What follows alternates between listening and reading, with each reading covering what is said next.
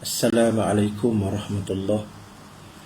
Innal hamdalillah nahmaduhu wa nasta'inuhu wa nastaghfiruh wa na'udzu billahi min shururi anfusina wa min sayyiati a'malina.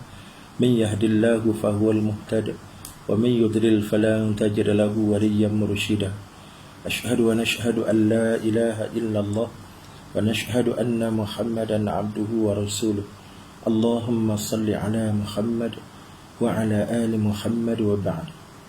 Sidang jemaah yang dikasihi sekalian, pertama-tamanya marilah kita merafakkan syukur kita pada Allah Ta'ala di atas limpah kurniaan Allah yang tidak pernah habis-habis pada diri kita, rahmat kasih sayang Allah, apabila Allah menghadirkan kepada kita nikmat-nikmat yang tidak terkira pada kita, sama ada nikmat itu dalam bentuk nikmat zahir ataupun nikmat batin.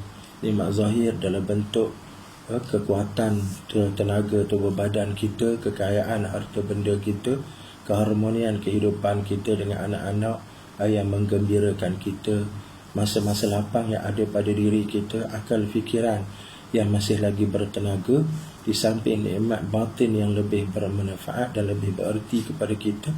Sekira-kiranya nikmat batin ini adalah nikmat dalam bentuk agama, nikmat kita mengenal Allah, nikmat kita dapat dan berupaya pula untuk melakukan ketaatan kepada Allah Ta'ala sebagai menyatakan benarnya syahadah dan keimanan yang ada pada diri kita. Pada kesempatan ini saya ingin mengajak tuan-tuan sekalian untuk sama-sama kita merenungi dua perkara yang saya rasa begitu relevan untuk kita bincang-bincangkan dalam keadaan kita hari ini. Pertamanya ialah mengenai wabak pandemik COVID-19, satu wabak yang begitu dahsyat berlaku dalam kehidupan kita hari ini, bermula di Wuhan, China semenjak Disember 2019 lepas sehingga ke hari ini. Di saat saya bercakap ini sudah tuan-tuan sekalian hampir 2.6 juta seluruh penduduk di bumi ini yang sudah dijangkiti penyakit COVID-19 ini, dan sudah memakan korban hampir 200,000 orang seluruh dunia. Antara negara yang paling terkesan dengan wabak ini adalah negara adik jagat, iaitulah USA, Amerika Syarikat, yang hampir 50,000 orang sudah terkorban akibat daripada wabak yang begitu luar biasa ini. Tuan-tuan, apa yang boleh kita sebut berkenaan dengan pandemik ini, tuan-tuan? Sudah tentu kita sebagai orang yang beriman kepada Allah Ta'ala melihat bahawa segala yang berlaku ini adalah datang daripada Allah. Kul kullum min indillah, katakanlah ya Muhammad bahawa segala apa yang berlaku itu datang daripada Allah Ta'ala. Sudah tentu iman mengajar kita, tuan-tuan, tidak akan berlaku sebarang pergerakan dan kehidupan di muka bumi ini melainkan dengan keizinan dan perancangan Allah Ta'ala. Lantas apa yang perlu kita faham? Bagaimana Allah Ta'ala merancang dan seterusnya mengizinkan berlakunya serangan yang begitu luar biasa daripada makhluk halus yang tidak kelihatan pada pandangan mata. Bagaimana dikatakan coronavirus ini, tuan-tuan, tidak dapat dilihat dengan mata kasar, tetapi kehadirannya dirasai apabila mengorbankan begitu ramai jiwa manusia. Begitu dahsyat penangan apabila COVID ini singgah pada tubuh badan, menjadikan kompilasi, membawa kompilasi pada tubuh badan dan kesihatan yang begitu dahsyat sehingga sampai ke tahap tercabut nyawa, tuan-tuan sekalian. Inilah dahsyatnya penangan Allah Ta'ala apabila sahaja merancang untuk datangkan bahaya dan balak dalam kehidupan kita. Sekira-kiranya dengan makhluk yang dinamakan sebagai virus begitu kecil pada fizikal sehingga tidak kelihatan pada mata, tetapi dia punya penangan akibatnya begitu dahsyat sampai mengorbankan jiwa manusia. Inilah perkara yang perlu kita fahami berkenaan dengan kuasa Allah Ta'ala. Ada masa, tuan-tuan sekalian, Allah mengajar manusia yang penuh dengan ego dan sombong ini dengan didatangkan makhluk-makhluk sekecil virus-virus, bakteria-bakteria yang memati dan mengorbankan manusia. Dahulu kita pernah membaca kisah kematian manusia yang dianggap sebagai raja dunia, iaitu Namrus, yang menjadi watak antagonis kepada Nabi Ibrahim alaihissalam.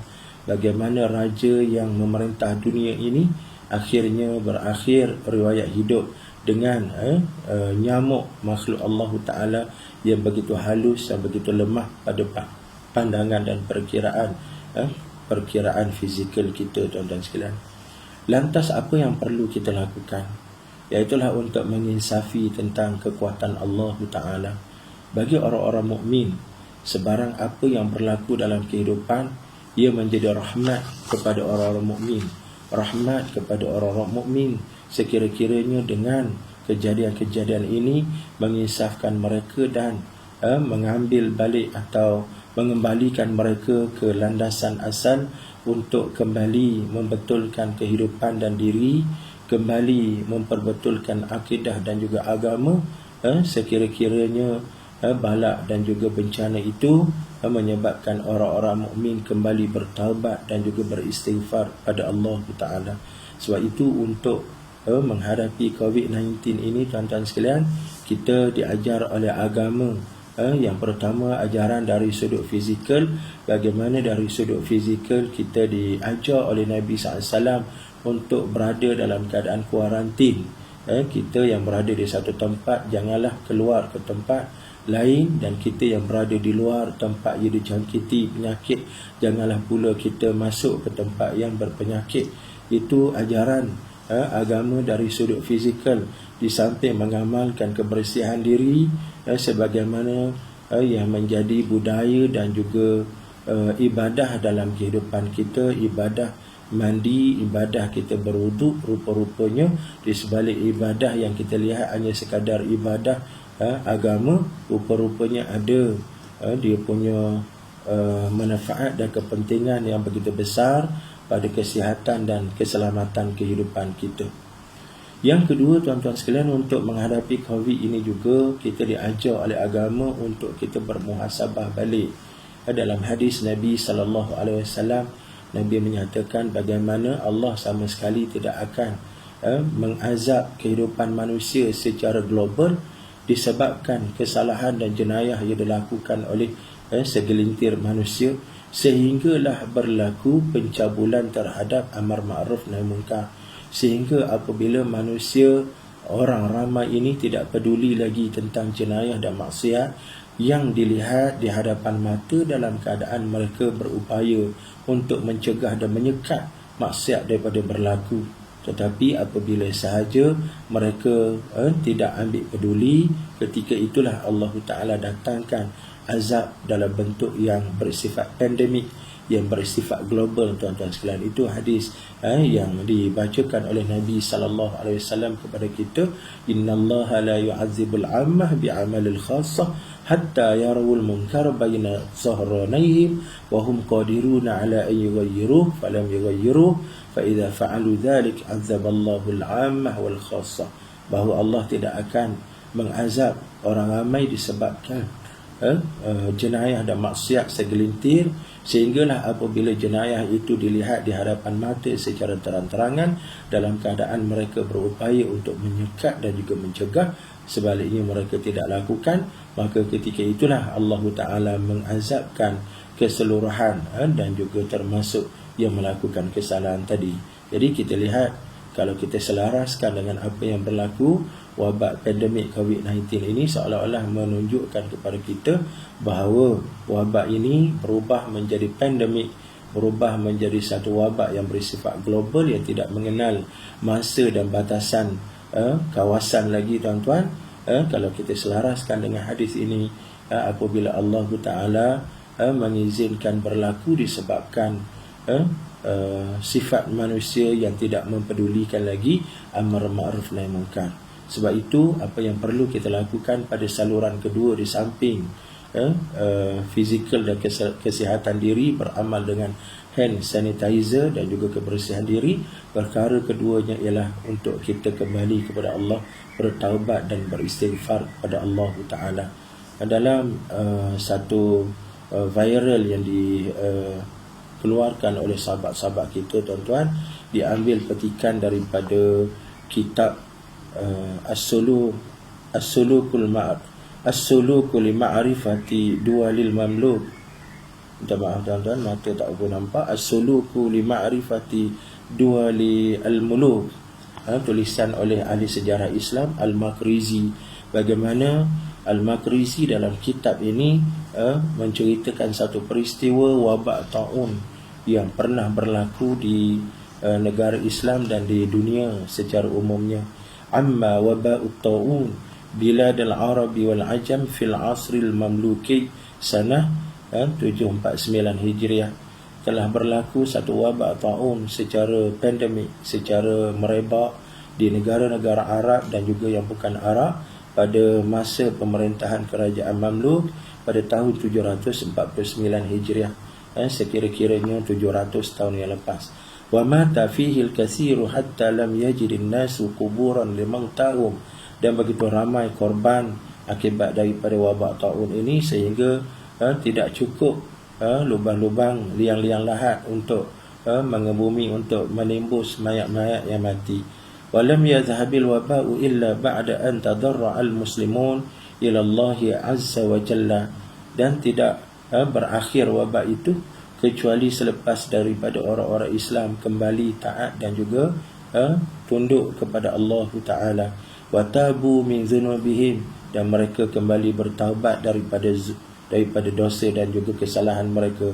Wa bazalal aghniya'u amwalahum lil fuqara, dan juga orang-orang kaya di antara mereka mula menunaikan amanah harta dengan mengeluarkan zakat, memberi sedekah, wakaf dan sebagainya kepada orang-orang yang berhak, yang memerlukan. Jadi daripada kisah ini, tuan-tuan sekalian, kita boleh ambil iktibar bagaimana keperluan untuk kita kembali kepada Allah Ta'ala. Mudah-mudahan kita selamat daripada wabak pandemik yang begitu menggerunkan ini.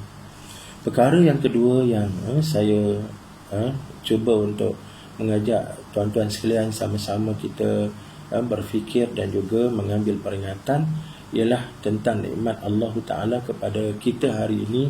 Alhamdulillah, segala doa yang kita unjurkan kepada Allah Ta'ala semenjak 2 bulan yang lepas, secara khususnya apabila kita mengaminkan doa-doa yang dibaca oleh imam-imam kita, Allahumma barikna fi Rajab wa Sya'ban wa ballighna Ramadan.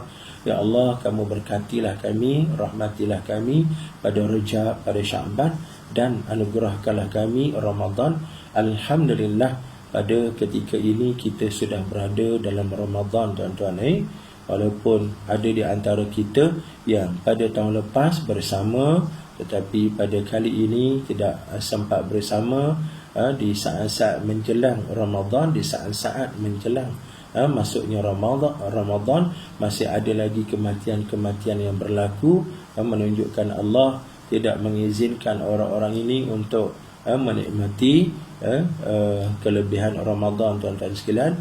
Tiba-tiba kita pula diberikan keupayaan oleh Allah Ta'ala, kesempatan untuk sama-sama berada dalam Ramadan. Tuan-tuan yang dikasihi sekalian, apa sebenarnya Ramadan? Kenapa kita perlu sangat kepada Ramadan? Sudah tentu jawapan ini perlu dijawab secara iman, secara agama. Kita tidak mungkin melihat jawapan yang menyenangkan kita kalau kita berbincang sekadar hawa nafsu, tuan-tuan. Kenapa? Kerana Ramadan adalah bulan dan masa hawa nafsu kita tertekan, hawa nafsu kita dihambat. Jadi apa sebenarnya pada Ramadan? Sebenarnya Ramadan ini adalah urusan keimanan, takwa kita kepada Allah Ta'ala, tuan-tuan.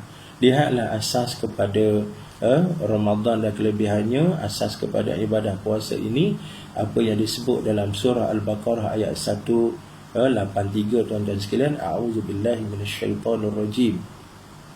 Ya ayyuhalladzina amanu kutiba alaikumus siyam kama kutiba alal ladzina min qablikum la'allakum tattaqun. wahai orang-orang yang beriman, diwajibkan ke atas kamu ibadah puasa sebagaimana yang telah diwajibkan kepada mereka sebelum daripada kamu. Semoga kamu bertakwa, mudah-mudahan kamu beroleh takwa. Jadi di sini tuan-tuan sekalian mengandungi jawapan kepada kita kenapa kita mendambakan sangat, memerlukan sangat Ramadan dalam kehidupan kita.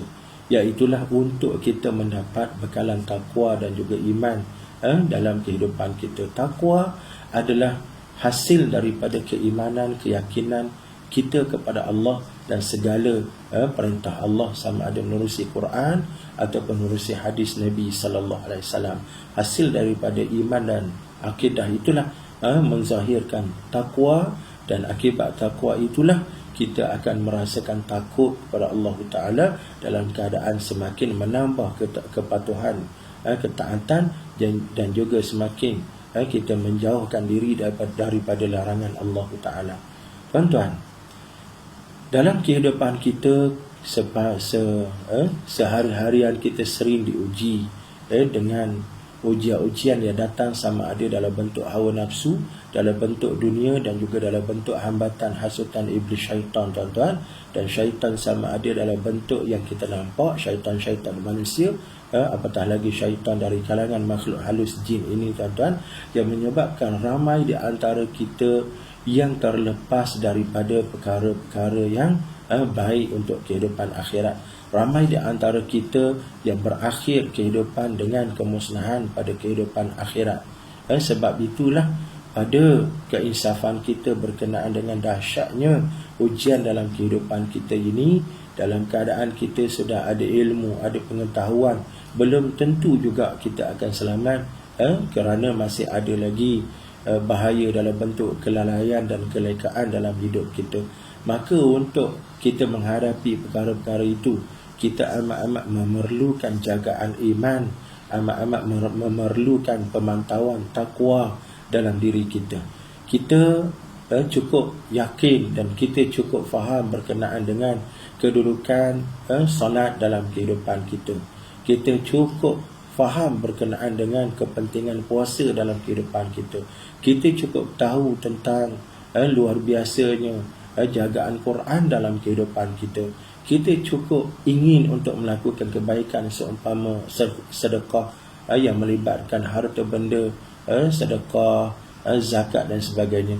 Tetapi di luar Ramadan, tuan-tuan sekalian, bagaimana keinginan dan keyakinan dan kefahaman kita kepada benda-benda baik tadi tidak dapat kita gunakan atau kita lakukan secara maksimal di luar daripada Ramadan. Pada Januari, pada Februari kita solat, tapi solat kita hanya sekadarnya solat wajib, dan kalau rajin qabliyah ba'diyah sekadarnya, tuan-tuan sekalian, dalam keadaan begitu ringan dan juga kita kata semangatnya kurang. Begitulah juga pada puasa, dalam keadaan kita tahu tentang kepentingan dan mustahak puasa, sama ada fizikal ataupun spiritual, tapi siapa di antara kita yang mampu untuk meletakkan diri sebagai ahli puasa, kecuali sampai masa, tuan-tuan sekalian, dengan nasihat dan arahan daripada doktor, kita perlu berpuasa kerana kesihatan kita yang tidak mengizinkan. Itu cerita lain, tuan-tuan. Tetapi apa yang kita sebut sebagai himpunan ibadah yang semua kita faham tentang kedudukan dan nilai ketinggian di sisi Allah Ta'ala, apabila sampai ke dalam Ramadan, himpunan ibadah-ibadah ketaatan ini menjadi ringan pada kita. Kita mampu beribadah dalam keadaan yang begitu luar biasa. Siang hari Ramadan kita lakukan dengan ibadah, menahan hawa nafsu kita, berpuasa. Kemudian pada malam hari pula kita isi pula dengan ibadah-ibadah qiyamul lail. Kemudian kita jaga pula akhlak, perilaku, fi'il perangai kita, tuan-tuan. Sepanjang Ramadan ini orang-orang surau masjid, orang-orang yang membaca Quran, orang-orang yang menjaga panca indera, mata, telinga, lidah, tangan, kaki, sampai ke tahap gerakan hati, bisikan hati pun dijaga dan dibimbing sepanjang Ramadan ini untuk tidak kita merosakkan pahala ibadah puasa. Begitulah luar biasanya pada urusan Ramadan ini. Sebab itu kita amat mendambakan, memerlukan ibadah untuk keselamatan kehidupan kita dunia dan akhirat. Sedikit lagi tuan-tuan sekalian, kalau kita boleh kembali kepada keajaiban iman yang menjadi asas dan juga agenda utama sepanjang Ramadan ini, tuan-tuan, bagaimana iman apabila masuk ke dalam diri seseorang, dia akan menghasilkan atau memunculkan watak manusia yang cukup luar biasa. Kita lihat kepada generasi sahabat salafus salih radhiyallahu alaihim ajma'in, kita lihat bagaimana orang-orang yang ditarbiah oleh Nabi sallallahu alaihi wasallam, khususnya golongan sahabat ini, bagaimana perubahan keadaan mereka daripada zaman sebelum Islam dengan zaman selepas mereka berada bersama dengan Nabi sallallahu alaihi wasallam.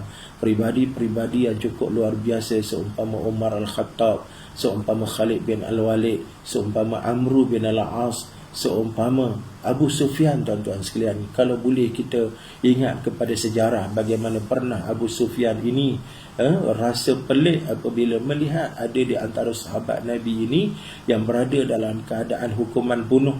Kisah yang begitu ajaib dalam sirah Nabi SAW, peristiwa Zaid bin Disanah sebagai contoh. Peristiwa Zaid bin Disanah yang nak dibunuh selepas daripada beliau ditangkap oleh kumpulan kafir, tuan-tuan. Peristiwa ini dikenali dalam sejarah sebagai peristiwa Ar-Raji'. Kalau tak silap saya berlaku pada tahun ketiga Hijrah. Di saat ingin dibunuh, maka kumpulan kafir yang diketuai oleh Abu Sufyan ketika itu memberi peluang kepada Zaid bin Disanah untuk dilepaskan dengan syarat sanggup untuk meletakkan Nabi sallallahu alaihi wasallam di tempat yang dia ada sekarang, yang dia ada ketika itu, untuk dibunuh. Walaupun ini hanya sebagai satu assumption, tuan-tuan, satu kira-kira sahaja, tetapi luar biasa pada iman dan tingkah laku sahabat ini. Zaid dengan penuh keimanan mengatakan bahawa dia sama sekali tidak mungkin sanggup untuk membiarkan Nabi SAW untuk dibunuh dalam keadaan dia berada bersama dengan keluarga bersenang lenang. Jadi keadaan ini begitu pelik dilihat oleh Abu Sufyan yang menjadi ketua ketika itu, tuan-tuan. Ma ra'aitu ahadan yuhibbu li ahadin kama ra'aitu ashab Muhammadin yuhibbuna Muhammadan. Tidak pernah aku melihat ada manusia yang lebih sayang kepada orang lain berbanding diri sendiri melainkan sahabat-sahabat Nabi yang aku lihat lebih sayangkan Nabi berbanding diri mereka sendiri.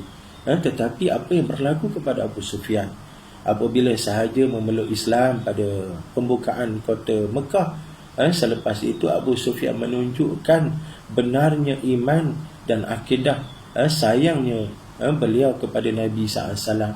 Bagaimana Abu Sufyan dengan penuh kekuatan tenaga dan juga keimanan mempertahankan Nabi SAW dalam perang Hunain sebagai contoh.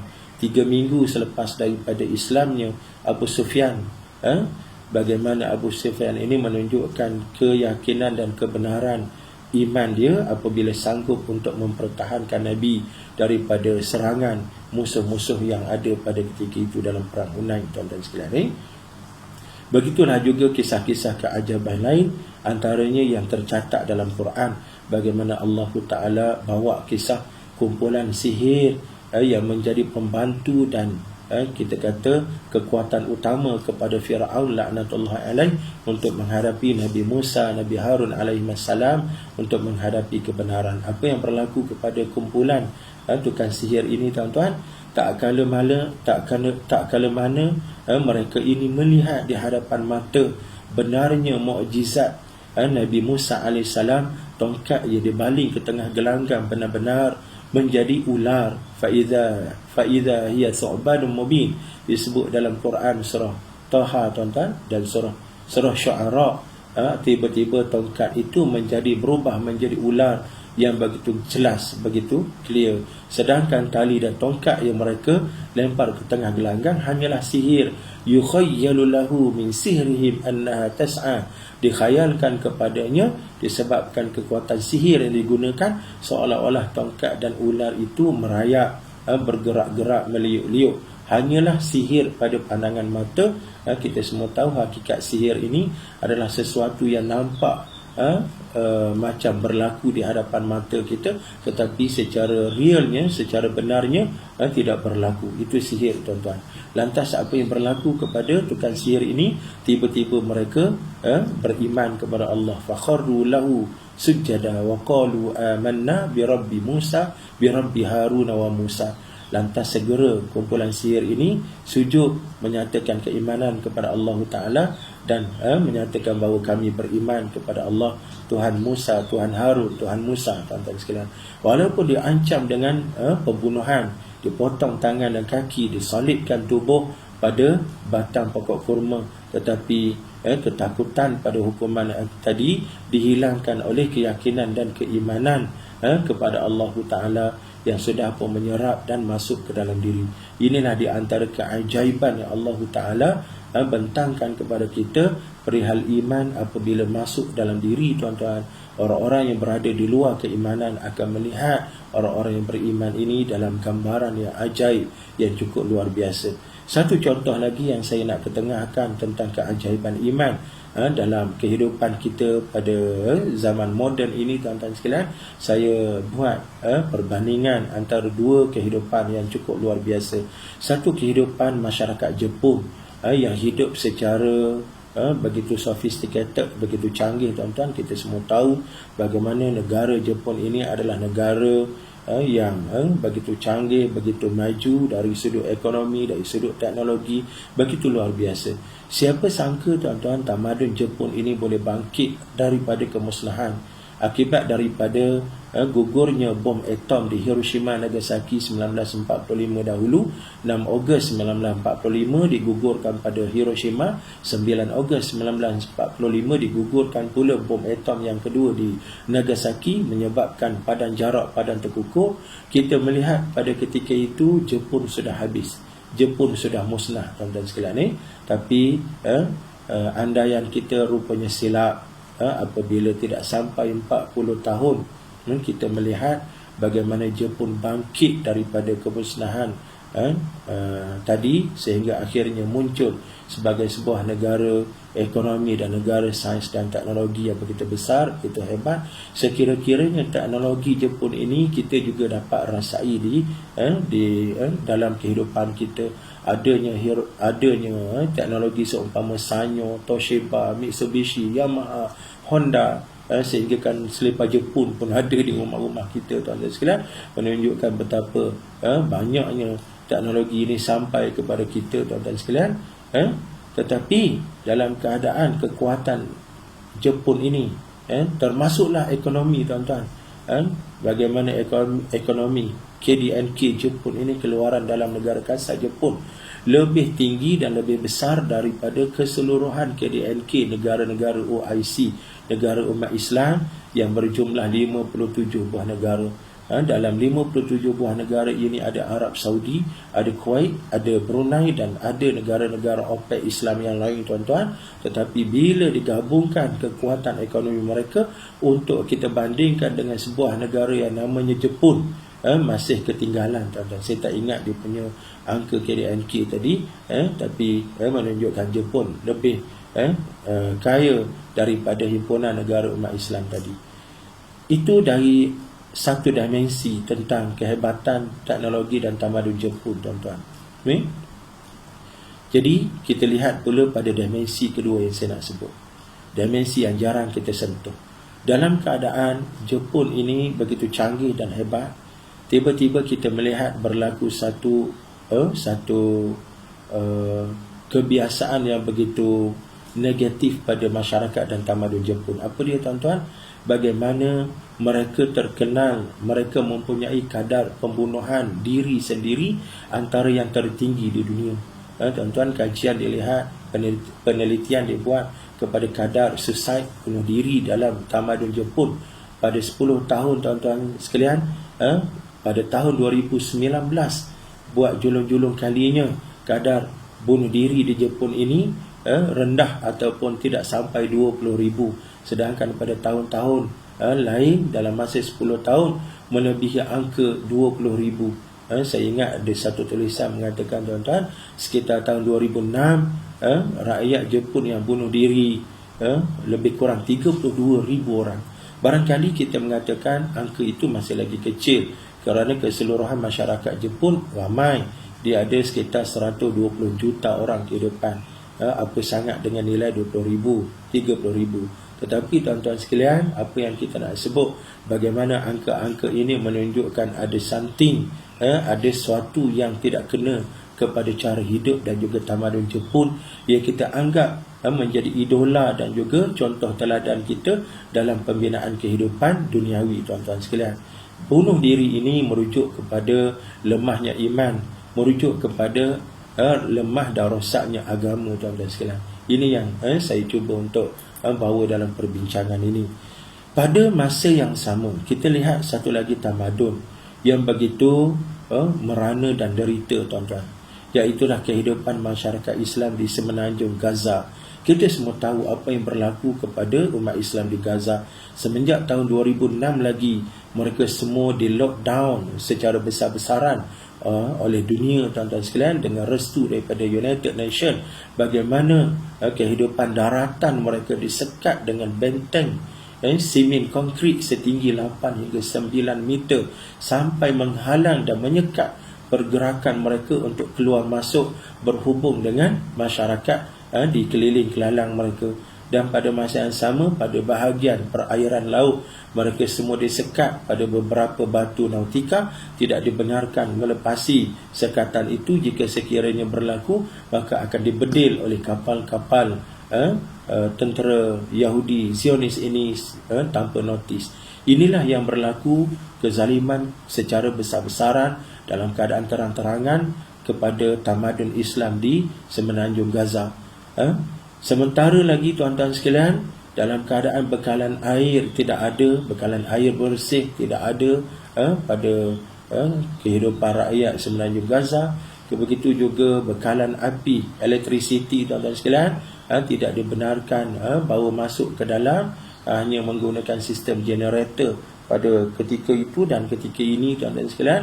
Bagaimana makanan begitu bermasalah sehingga difatwakan untuk dibenarkan mereka makan apa saja mereka temui, termasuklah bangkai-bangkai. Kalau jumpa bangkai kuda, jumpa bangkai kucing, boleh digunakan bangkai-bangkai tadi, dibersihkan kemudian dimasak untuk menjadi alas perut tuan-tuan. Kita melihat bagaimana bagaimana tempat-tempat himpunan sampah dikerumuni oleh anak-anak kecil, bagaimana mereka memasak rumput-rumput hijau untuk dijadikan makanan, bagaimana mereka merendam kotak-kotak yang ditemui di pembuangan sampah dengan air hujan untuk mereka jadikan alas perut. Ini semua melambangkan penderitaan yang amat dahsyat kepada tamadun Islam di Gaza. Tetapi apa yang ingin kita lihat tuan-tuan, pernah tak kita mendengar umat Islam di Gaza bunuh diri? Hampir-hampir tidak dengar berita ini tuan-tuan. Kalaupun ada, kita sebut sebagai isolated case, kes yang jarang berlaku. Apabila diteliti, kes-kes bunuh diri ini adalah kes mental disorder, tekanan perasaan, gila dan sebagainya tuan-tuan. Tetapi secara umumnya tidak berlaku umat Islam di Gaza bunuh diri. Apa yang diceritakan oleh kawan-kawan kita yang pergi ke sana sebagai volunteer, sukarelawan, bagaimana iman yang begitu luar biasa dipaparkan oleh masyarakat ini. Setiap masa mereka menyebut Allah, setiap masa mereka mendampingkan diri dengan Al-Quran. Anak-anak kecil begitu tinggi akhlak secara umumnya tuan-tuan sekalian. Kita bercakap secara umum, bagaimana kisah yang dipindahkan oleh kawan-kawan kita. Ada di antara anak-anak ini yang mengalami kebutaan mata, mengalami kerosakan anggota badan, tangan, terputus akibat daripada peperangan ini, apabila disapa oleh petugas-petugas kemanusiaan ini, di mana perginya mata kamu, di mana pergi anggota badan kamu, maka dijawab, mata saya, tangan saya berada dalam syurga sedang menunggu kedatangan saya. Maka ini jawapan yang penuh dengan keajaiban, tuan-tuan sekalian, diajar oleh ibu bapa yang penuh dengan keajaiban. Apabila ada di antara mereka menerima bantuan, apabila diberikan makanan, mereka tidak mementingkan diri mereka berkongsi makanan, walaupun hanya pack makanan yang begitu kecil, tapi dikongsi dengan kawan-kawan lain, sama-sama merasa walaupun hanya menghisap jari-jari sahaja, tuan-tuan sekalian. Ada satu kisah yang begitu mengesankan saya, bagaimana diceritakan anak kecil yang diberikan hadiah sebatang gula lollipop, tuan-tuan, sambil diberi pesan oleh petugas ini, dengan pesan, jangan ceritakan, jangan tunjuk kepada kawan-kawan kerana pakcik tidak ada lollipop yang kedua, ini saja yang pakcik ada. Jadi sembunyi-sembunyikan.